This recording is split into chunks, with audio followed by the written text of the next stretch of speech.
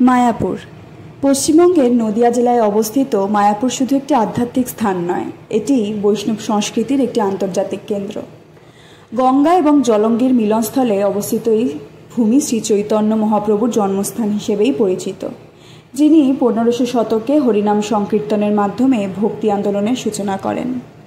এই ঐতিহ্যকে বিশ্বব্যাপী ছড়িয়ে দিতে 1966 সালে নিউ ইয়র্কে অভয়চরণারবিন্দ ভক্তিবেদান্ত স্বামী প্রভুপাদ প্রতিষ্ঠা করেন ইসকন, অর্থাৎ international society of Krishna consciousness. পরে তিনি মায়াপুরেই গড়েন ইসকনের আন্তর্জাতিক সদর দফতর।